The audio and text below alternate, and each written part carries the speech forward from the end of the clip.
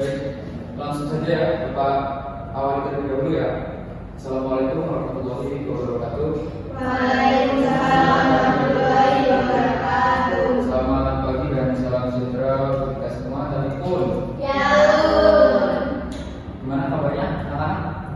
Saya Oke, sehat semua ya. Ada pemberitahuan ataupun surat yang masuk? Ada kawan yang izin? tidak Pak. Masuk semua ya, lengkap ya? Ya. Baik.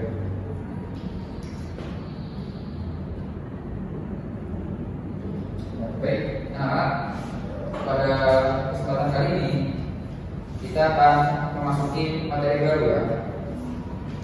Materinya pada kesempatan kali ini yaitu adalah teks anekdot.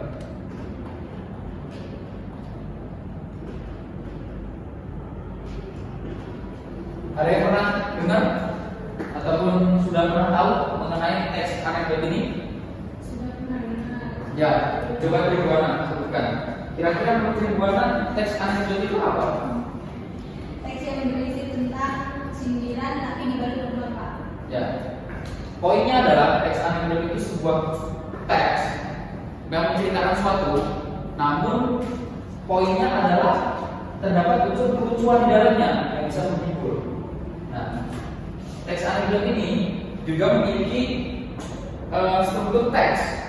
Jadi maksudnya adalah dalam pembuatannya itu dirancang berdasarkan teori ataupun aturan yang ada, tidak dibuat dengan secara asal.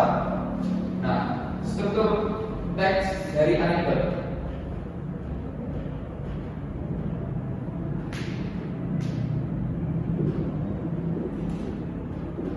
Yang pertama ini ada abstrak. Seperti pada umumnya ya, dalam teks anekdot, abstrak ini berperan sebagai gambaran awal ataupun pengenalan lah istilahnya dalam sebuah teks. Abstrak ini merupakan gambaran awal.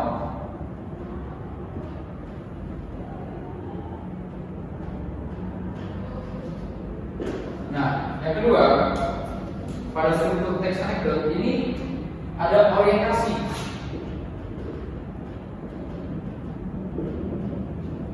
Orientasi ini merupakan awal kejadian dari peristiwa, memulai sebuah poin ataupun inti ceritanya itu diawali dengan sebuah kejadian. Nah, ini yang dinamakan dengan orientasi. Ini merupakan awal kejadian cerita.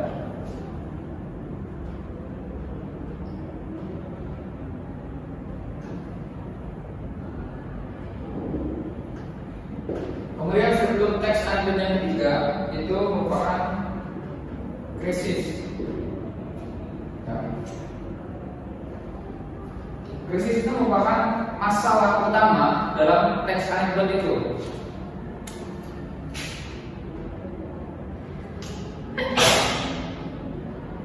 Masalah utama. Yang keempat yaitu reaksi. Reaksi ini adalah digambarkan sebuah cara ataupun solusi untuk menyelesaikan masalah yang ada. Ini namanya reaksi.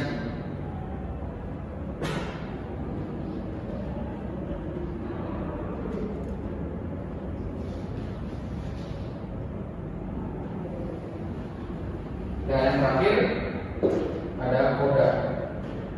Koda ini bisa dikatakan sebagai penutup ataupun pesan yang disampaikan penulis terhadap pembaca.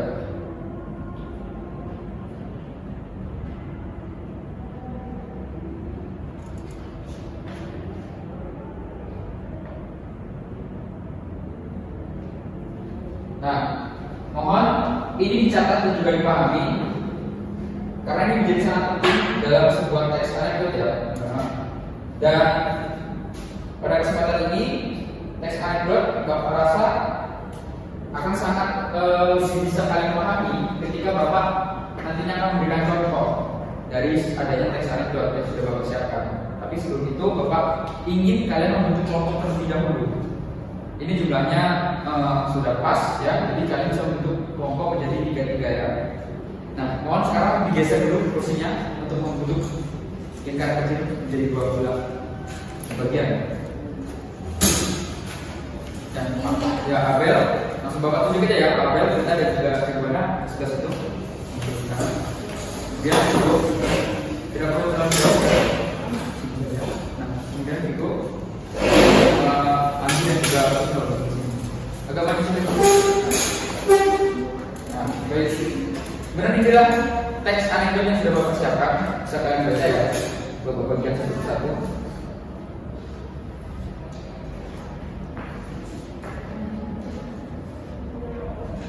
Ini adalah teks anekdot. Silahkan kalian baca dulu terlebih dahulu ya teks anekdot ini. Bapak beri waktu untuk kalian membaca. Nanti jika sudah selesai membaca, Bapak akan berikan perintah selanjutnya. Silahkan dibaca di depan dulu teks anekdot.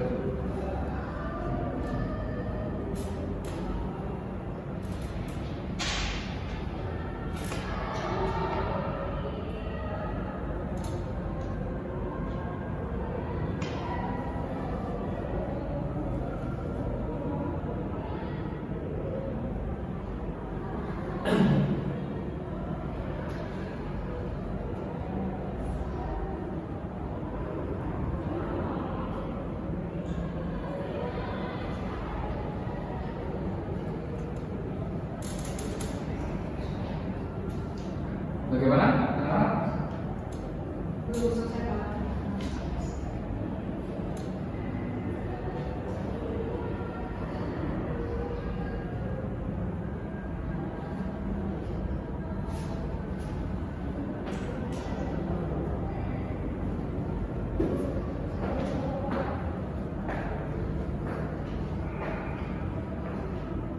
Silahkan dicermati ya.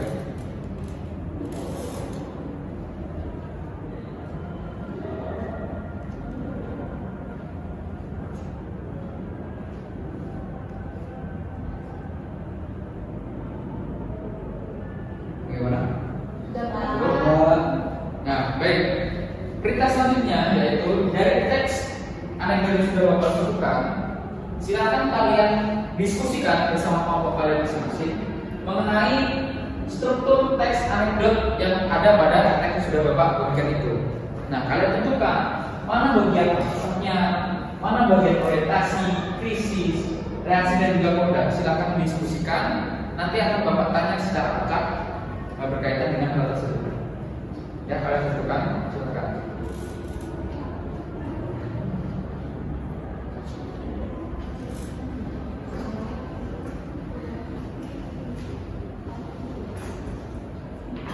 Untuk bagian koda tidak perlu kalian cari ya, itu nanti adalah bagian dari Bapak sendiri.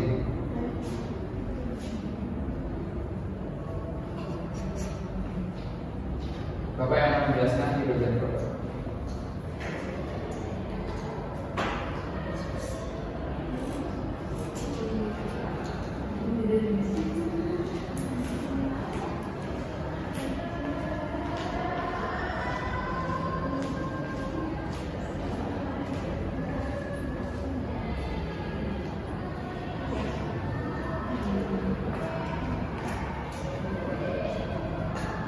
Baik, bagaimana? Apakah sudah selesai? Sudah, Pak. Baik, Bapak minta untuk kelompok A terlebih dahulu ya. Kelompok A, coba kalian sebutkan diwakili oleh siapa saja terserah. Kalian sebutkan mana yang menjadi bagian dari abstrak teks anekdot itu. Silakan, Abel. Abstrak ya Pak? Ya. Untuk bagian abstrak menurut kelompok kami itu dimulai dari kalimat di hari Minggu pagi yang cerah di balai desa sedang ada penyuluhan terkait dengan kebersihan sampah yang ada di lingkungan desa tersebut Pak. Ya, benar sekali. Well, itu adalah bagian abstrak dari teks anekdot ini.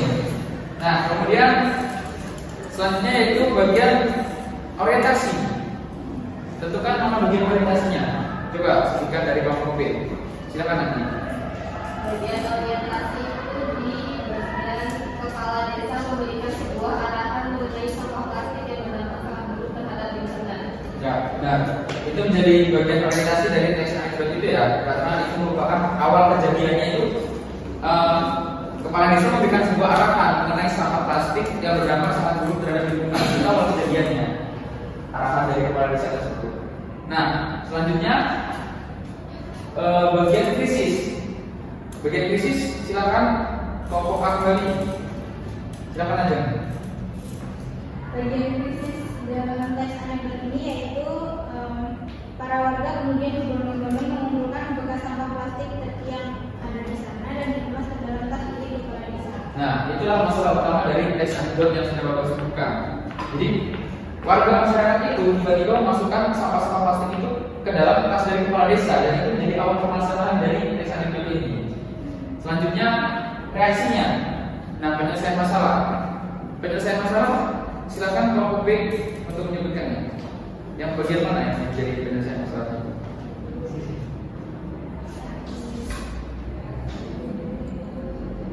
Silakan itu. Bapak, di bagian mendengar hal itu kepala desa langsung pamit dan pulang. Nah, ya benar sekali. Penyelesaian masalahnya itu sebenarnya tidak konkret menjawab masalah yang terjadi, namun penyelesaian masalah itu dilakukan dengan sebuah tindakan dari kepala desa itu yang langsung meninggalkan tempat tersebut karena sudah merasa diusik ataupun dikerjai oleh warganya sendiri. Nah, itu menjadi bagian reaksi. Nah, kodanya dalam keseluruhan dari teks anekdot ini tidak tertulis secara gamblang, melainkan kita sendiri yang harus menelisik mana yang menjadi koda ataupun pesan yang disampaikan oleh penulis, dan kodanya adalah setiap instruksi atau perintah yang dilakukan oleh pemimpin sebaiknya itu dihayati dan juga dipahami dengan baik, jangan hanya ditelan secara mentah-mentah. Nah, jadi-jadinya menjadi seperti ini ketika sebuah perintah atau arahan dari kepala desa ditelan secara mentah-mentah, maka yang terjadi adalah sampah-sampah tersebut tiba-tiba dimasukkan ke dalam tas kepala desa secara beramai-ramai. Nah, itu yang menjadi titik poin ataupun hal yang diangkat dari proses itu menjadi sebuah tujuan dari teks anekdot ini. Nah, cukup ya, semoga kalian dapat memahaminya. Tentu saja untuk pembelajaran ataupun diskusi kita secara kelompok mengenai teks anekdot, dan untuk tugas selanjutnya silakan kalian buat ataupun suguhkan sebuah teks anekdot hasil buatan kelompok kalian masing-masing. Nah, nantinya kalian tentukan kembali mana bagian krisis, reaksi, orientasi. Nah, jadi buatlah sebuah teks anekdot untuk tugasnya untuk dibacakan minggu depan, dan teks anekdot tersebut harus memuat struktur teks anekdot yang sudah Bapak sampaikan di awal. Cukup sekian ya materi pada kesempatan kali ini, semoga dapat berkah dan juga bermanfaat untuk semua.